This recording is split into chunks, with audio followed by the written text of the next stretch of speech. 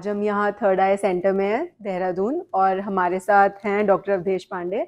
हम इनसे आज जो किडनी के पेशेंट्स हैं उनकी जो मोस्टली क्वेरीज रहती हैं उस विषय पे चर्चा करेंगे। तो नमस्ते सर। नमस्ते दिशा जी। सर कैसे हैं थैंक यू आप? For coming. या thank you. Thank you sir, thank you जी। For your time.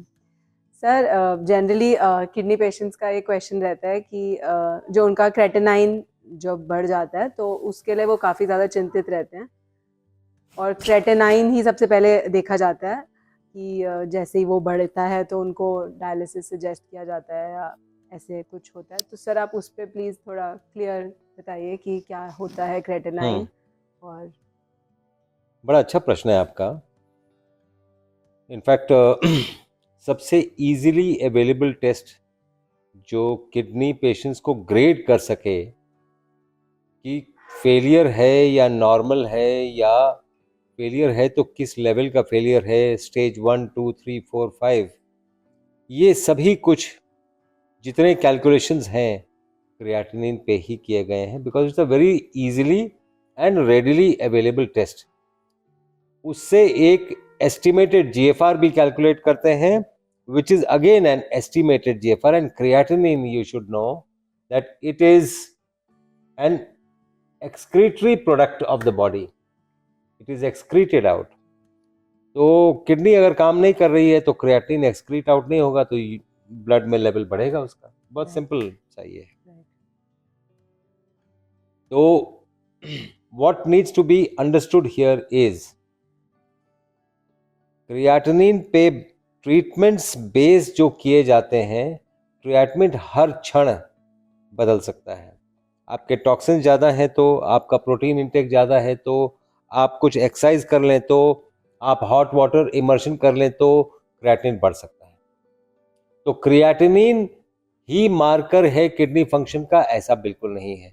The gold standard for kidney function, the gold standard test for GFR is not an eGFR test. No, it is a DTPA renogram. This is the gold standard for kidney function. And not only GFR, you actually see the kidney also. The kidney, how it looks, how it is placed, how much it is functioning, ये सारा कुछ उसमें दिखता है। With time अगर आप 2 to 3 months बाद repeat करेंगे उसको तो आप देखेंगे वेदर यू आर प्रोग्रेसिंग और regressing with the treatment. So that's a very good marker, but creatinine is not a marker. आपको अच्छा लग रहा है लेकिन क्रिएटिनिन बढ़ गया है तो आदमी डर जाता है, और वैसे भी डॉक्टर्स डर जाते हैं तो पेशेंट तो बेचारे पेशेंट ही हैं। और वो ज़्यादातर most of the doctors all over the world जो इंटीग्रेटेड मेडिसिन नहीं प्रैक्टिस करते हैं, मॉडर्न मेडिसिन प्रैक्टिस करते हैं, या शुद्ध आयुर्वेद प्रैक्टिस करते हैं, या शुद्ध होम्योपैथी प्रैक्टिस करते हैं, सबका फंडा यही है कि क्रिएटिनिन बहुत ज़्यादा बढ़ गया तो किडनी फेल हो गई है। अगर कोई भी ट्रीटमेंट के बाद क्रिएटिनिन और बढ़ रहा है तो किडनी और फेल कर रही है, जबकि ऐसा नहीं भी हो सकता है। That is why I said number 1 उस पर इतना ज़्यादा इंपॉर्टेंस नहीं।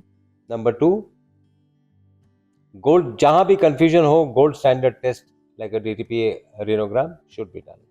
इसके लिए मैं पहले भी वीडियो ला चुका हूं, पहले भी मेरे वीडियोस में आपको ये दिखेंगे, और हिम्स के भी वीडियोस में दिखेंगे आपको, और ये सारे वीडियोस में हमने क्रिएटिनिन के बारे में बात की है। लेकिन चूंकि आपने बात की इसलिए मैंने सोचा कि इसको विस्तार से ये बताना ज़रूरी है कि क्रिएटिनिन क्या है, कैसे है, कितना होना चाहिए। Creatinine should be less than 1.0। I repeat, normal range उसमें 1.5 लिखा होता है। मैं 1.0 के ऊपर क्रिएटिनिन को नॉर्मल नहीं मानता हूं। कुछ ना कुछ नेफ्रोपैथी तो है जिसको निप इन द बड किया जा सकता है, और इसलिए वो आप अर्ली रीनोग्राम भी कराएंगे तो डायबिटिक नेफ्रोपैथी में भी हमें किडनी फंक्शन दिखता रहेगा।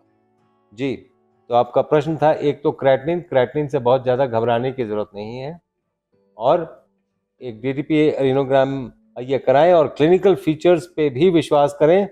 कि मैं अच्छा फील कर रहा हूँ, दैट मीन्स मेरे साथ अच्छा हो रहा है।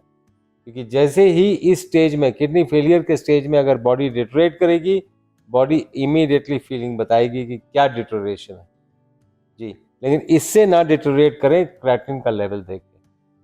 थैंक यू सर, आपने बहुत अच्छे से इसको समझाया। सर एक और सर उनको प्रॉब्लम रहती है यूरिया। सर यूरिया का सर कैसे रहता है उसका, हम क्या? यूरिया जैसे क्रिएटिनिन वैसे urea is also excreted from the kidneys. लेकिन अगर किडनी फेलियर है तो यूरिया का भी लेवल बढ़ता रहता है। Urea is a by product of protein metabolism. तो प्रोटीन अगर ज़्यादा खाएंगे तो यूरिया बढ़ सकता है। और यूरिया जब ये बढ़ता है, यूरेमिया जब जब होता है उसको यूरेमिया कहते हैं। जब ब्लड में यूरिया बढ़ जाता है उसको यूरेमिया कहते हैं। Uraemia can cause convulsions also. इसलिए ज़्यादा ध्यान यूरिया पे देना ज़रूरी है। Urea under no circumstances should be more than 175 under no circumstances। उसके लिए बहुत कुछ आमूल चूल परिवर्तन करने पड़ते हैं। अगर कई बार पेशेंट्स को लगता है कि नहीं, पता नहीं हॉट वाटर इमर्शन और हेड डाउन टिल्ट से ही हो जाएगा। कई बार अगर यूरिया कम नहीं आता है तो डायलिसिस भी कराना पड़ता है। उसके लिए तैयार रहना चाहिए। सर इसमें एक और क्वेश्चन है, हमसे बहुत पेशेंट्स पूछते हैं कि हमारी जो डाइट है वो पोटेशियम एनरिच रहती है, जैसे कि हम उनको टमाटर बताते हैं, हम उनको पालक बताते हैं, और सर नारियल पानी है, तो इन सब में ऑलरेडी नेचर के थ्रू काफ़ी पोटेशियम गिवन है ऑलरेडी। तो सर उनका ये रहता है कि अगर हम इस टाइप की डाइट हम फॉलो करेंगे तो हमारा पोटेशियम काफ़ी ज़्यादा इंक्रीज़ हो जाएगा। तो सर इसके बारे में सर आप क्या बताएंगे कि हम कैसे? खंडित दृष्टि और खंडित दृष्टिकोण जब तक रहेगा तब तक हम इंडिविजुअल एलिमेंट्स पे चलते रहेंगे। क्या आपने कभी सोचा कि इंडिविजुअल एलिमेंट्स अकेले नेचर में नहीं होते हैं? ये किसी न किसी सब्सटेंस में होते हैं। मिट्टी का एग्जाम्पल ले लीजिए, सभी एलिमेंट्स मिट्टी में है। ऐसा कोई एलिमेंट, मिट्टी is not deficient of anything, लेकिन हमने उनको डेफिशिएंट कर दिया है सेलेनियम से। So we are a selenium deficient generation, and the next generation that is coming is very much selenium depleted। हम तो deficient थे, वो तो depleted है, दोनों में difference। Anyway, तो coming back to potassium is required for the body। It's an ion which is required for the body, the electrical function of the body to function properly। Potassium is required, but sodium is also required। And whenever cell membrane functions, sodium को वो बाहर फेंकती है, potassium को खींचती है अंदर। Now potassium ज़्यादातर intracellular होता है। Intracellular potassium is responsible for functions of the cell. Now if the intracellular potassium can get locked, जब सोडियम पोटेशियम पंप है, सोडियम पोटेशियम पंप का मतलब है सोडियम बाहर पोटेशियम अंदर, पोटेशियम बाहर सोडियम अंदर। So it is a by way pump. Now if potassium is getting leaked from the cell, so then the blood potassium is going to raise। In all such conditions we have to see why did the cell undergo lysis, number one। Number two, अगर cell के अंदर potassium है तो वो कहीं lock तो नहीं हो रहा है, इट कांट कम आउट। वो लॉक ऐसे होता है, एनिमल प्रोडक्ट से लॉक होता है वो। इसीलिए हम सबसे पहले अपने डाइट में एनिमल्स एंड एनिमल प्रोडक्ट्स काटते हैं। अगर वो एनिमल एंड एनिमल प्रोडक्ट्स नहीं ले रहा है तो potassium is as loose as it entered the cell, और बड़े आराम से पोटेशियम निकल सकता है और कहीं कोई प्रॉब्लम नहीं आ सकती है, और लेवल भी पोटेशियम का मेंटेन ये रहेगा। उसके लिए बहुत चिंता करनी है। जब भी चिंता करनी है दोनों की एक साथ करनी है, सोडियम पोटेशियम दोनों। सर नेक्स्ट क्वेश्चन है कि सर किडनी पेशेंट्स का ब्लड प्रेशर इंक्रीज हो जाता है और कुछ पेशेंट्स को सिम्टम्स भी आते हैं ब्लड प्रेशर इंक्रीज के, जैसे उनका सर भारी होना, चक्कर आना। तो सर उस केस में उनको क्या हम बता सकते हैं कि वो कैसे उस चीज़ को मैनेज करें? हाँ, ब्लड प्रेशर होना और ब्लड प्रेशर के लिए सिम्टोमेटिक होना अलग अलग बात है। जो 120/80 हम दिमाग में लेके चल रहे हैं कि हमारा ब्लड प्रेशर 120/80 होना चाहिए, मेरा मशवरा है कि बहुत जल्दी इसको अपने दिमाग से निकालें। एक किडनी फेलियर पेशेंट का ब्लड को प्रेशर क्यों चाहिए? बॉडी में से टॉक्सिन्स निकालने के लिए चाहिए।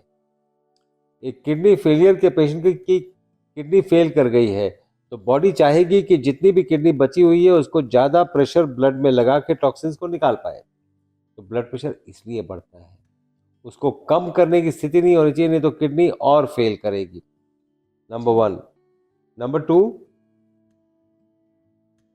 क्या ब्लड प्रेशर, कितना blood pressure, it all depends upon the patient and his और हर बैकड्रॉप, कि क्या है और कैसे है, और तभी बता पाएंगे। तीसरा, ब्लड प्रेशर के बारे में इतनी ज़्यादा सोच के डिप्रेस हो जाते हैं लोग कि मेरा 120/80 नहीं है। इनके पास इतनी बार ट्रीटमेंट करने के बाद भी मेरा 120/80 नहीं है। तो 120/80 के चक्कर में ना रहें, हम already explain. Now secondly, blood pressure के जो सिम्टम्स हैं, जैसे सर दर्द होना, आंखों के सामने अंधेरा छा जाना, चक्कर आना, ये सभी ब्लड प्रेशर के सिम्टम्स हैं। अगर इनमें से कोई सिम्टम्स हैं तो आप हमसे संपर्क जरूर करें, या कई बार ऐसे परपेचुअल सिम्टम्स अगर 1-2 दिन 3 दिन तक लगातार बने हुए हैं तो हो सकता है डायलिसिस भी करना पड़े। सर यहाँ अक्सर हमसे किडनी पेशेंट्स जो हैं हमसे ये उम्मीद रखते हैं कि हाँ, जैसे हम इंटीग्रेटेड मेडिसिन प्रैक्टिस करते हैं तो सर वो हमसे उम्मीद रखते हैं कि कोई तो हम उनको मेडिसिन सजेस्ट करें, बी इट आयुर्वेदिक ओनली, कि कुछ तो ऐसा बताएं कि वो उसको लें और वो ठीक हो जाएं। तो सर आप इस चीज़ पे सर बताइए कि इंटीग्रेटेड मेडिसिन अप्रोच में वो सर जो मेडिसिन का एक्सपेक्टेशंस हमसे रखते हैं तो उसमें हम क्या उनको मैं तो यही बोलूँगा कि मेडिसिन, कोई ऐसी मेडिसिन नहीं है जो कोई भी बीमारी को बिल्कुल जड़ से क्योर कर दे। ऐसी कोई मेडिसिन बनी नहीं है और ऐसी कोई बीमारी नहीं है। आप मशवरे के तौर पे कोई ऐसी मेडिसिन दिखा दीजिए जिससे आप बीमारी ठीक होती है। इसलिए ये जो मिथ्या पाल के रखना कि मेडिसिन ज़रूरत है, मेडिसिन नहीं लेंगे तो ठीक कैसे होंगे, मैं उसका काउंटर क्वेश्चन ये है कि मेडिसिन लेंगे तो ठीक कैसे होंगे। इसलिए मेडिसिन की ज़रूरत ज़्यादातर केस में नहीं पड़ेगी। हाँ, उसके साथ साथ किडनी फेलियर के साथ आपको अगर कुछ और प्रॉब्लम्स हो रही हैं और उससे सिम्टोमेटिकली रिलीफ इसलिए ज़रूरी है कि हो सकता है किडनी फिर से डिटोरेट कर जाए उसके चलते, तो उसको ट्रीट करने के लिए आप अगर कोई मेडिसिन लेना चाहते हैं तो हमसे पूछ के लें, और लिया भी जा सकता है, कोई इतनी बड़ी बात भी नहीं है। पेशेंट्स को ऐसे बहुत सारे सिम्टम्स आते हैं जैसे चेस्ट पेन और इस तरीके के सिम्टम्स आते हैं, और सर हमने आपसे ही सुना है कि एसिड बेस्ड डिसबैलेंस के चलते ऐसा होता है। तो सर इसके बारे में आप एक बार दोबारा से क्लैरिटी दीजिए हमें कि क्या है acid based disbalance. Acid based disbalance, आप देखिए बॉडी जो भी करती है एसिड बनाती है। कोई थॉट भी चलता है तो एसिड बनता है। जब आप खाना खाते हैं गैस्ट्रिक एसिड बनता है। जब आप कुछ एक्सरसाइज करते हैं तो लैक्टिक एसिड बनता है। तो बॉडी एसिड बनाती ही है, और उसको निकालने के 4 तरीके हैं बॉडी के पास: respiration, perspiration, urination and defecation. यही 4 तरीके हैं, 5वां कोई तरीका नहीं है। और अगर इन चारों तरीकों से आपका एसिड ओवरलोड नहीं निकल रहा है तो प्रॉब्लम खुद में ढूंढिए, और अगर आपका ओवरलोड निकल रहा है उससे तो यूजुअली प्रॉब्लम नहीं होगा। एसिड कभी भी अगर बॉडी में ज़्यादा हो तो ये problems of breathing difficulty, because जैसा मैं पहले बता चुका हूँ, respiration, perspiration, urination and defecation, यही 4 तरीके हैं एसिड निकालने के। तो रेस्पिरेशन शैलो हो जाएगा और वो निकालने की बजाय और एसिड बनने लगेगा, तो वो विशियस सर्कल में चला जाएगा। इसलिए उस समय ये आइडेंटिफाई करना ज़रूरी है कि टॉक्सिसिटी पेशेंट की कितनी है और एसेस करना ज़रूरी है कि इसके साथ आगे क्या किया जाए। सर हमारे प्रोटोकॉल में हेड डाउन, टिल्ट और हॉट वाटर इमर्शन की जो थेरेपीज हैं सर, वो पेशेंट हमारे सुपरविजन में ही कर सकते हैं कि या वो कोई भी अपने हिसाब से अपने इच्छानुसार और यथाशक्ति वो कर सकते हैं सर? क्या सर इस वो पे अपने आप? घर पे भी कर सकते हैं, कुछ पैरामीटर्स का ध्यान रखना ज़रूरी है, जैसे blood pressure. Hot water immersion या हेड डाउन टिल्ट के पहले ब्लड प्रेशर ले लें, उसके बाद ले लें, और ये एक चार्ट सा मेंटेन रखें, हमसे शेयर करते रहें ताकि हम देखते भी रहें कि आपकी स्थिति क्या है। दूसरा, आप जब भी आप देखिए ना, ब्लड प्रेशर के डिटर्मिनेंट्स 2 ही हैं, cardiac output and total peripheral resistance. Cardiac output बढ़ेगा तो सिस्टोलिक ब्लड प्रेशर बढ़ जाएगा, टोटल पेरिफेरल रेजिस्टेंस बढ़ेगा तो डायस्टोलिक ब्लड प्रेशर बढ़ जाएगा। रिलैक्स जब आप करते हैं तो जो tone of the blood vessels चौड़ा हो जाता है, आप भी चौड़े हो जाते हैं और tone of the blood vessels भी चौड़ा हो जाता है, तो ब्लड फ्लो उसमें ज़्यादा हो जाता है और ब्लड प्रेशर कम हो जाता है, because the vessels have expanded. So it's a good way to stimulate the vagus nerve and avoid all these problems। लेकिन अगर मान लीजिए आप जो पूछ रही हैं कि जो अभी पेशेंट हैं और जो ऐसा कर रहे हैं, वो मैं बता चुका हूँ कि आपको क्या करना चाहिए और क्यों करना चाहिए और कैसे उसका निवारण है। जब एसिड बेस बैलेंस बहुत ज़्यादा एक्सट्रीम लेवल तक चला जाता है तो डायलिसिस कई बार कराना पड़ता है। तो सर आप ये बताइए कि हमारे प्रोटोकॉल में ऐसा क्या है कि जो पेशेंट को बहुत ज़्यादा फ़ायदा देगा, किडनी पेशेंट्स को, और वो हमसे क्या एक्सपेक्ट कर सकते हैं सर हमारे प्रोटोकॉल से, कि उनके लिए बेस्ट कैसे रहेगा सर हमारा प्रोटोकॉल? ये जो पोटेशियम वाला था ना, पोटेशियम वाले में एक चीज़ ज़रा वो कर देगा कि मैं अभी रिकॉर्ड करा रहा हूँ। मेरे एक्सपीरियंस में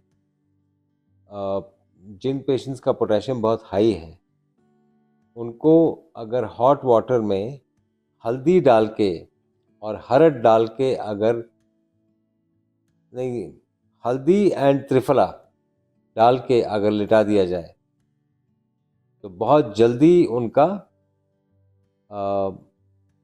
ये potassium comes back to near normal limits और पेशेंट के सिम्टम्स भी हाइपर पोटेशियमिया के चले जाते हैं। जो हमारा प्रोटोकॉल है जिसमें पेशेंट्स काफ़ी फ़ायदा भी उनको पहुंचता है और हम देखते भी हैं कि वो बहुत जल्दी ठीक हो जाते हैं। एक ये कि सुबह से शाम तक कमज़ोरी कमज़ोरी कमज़ोरी इसके चक्कर में ना रहें। ज़्यादातर पेशेंट्स कमज़ोरी के चक्कर में रहते हैं कि मुझे कमज़ोरी लग रही है, और अगर नहीं भी लगती है तो 4 लोगों को सुन के ऐसा बोलने लगते हैं।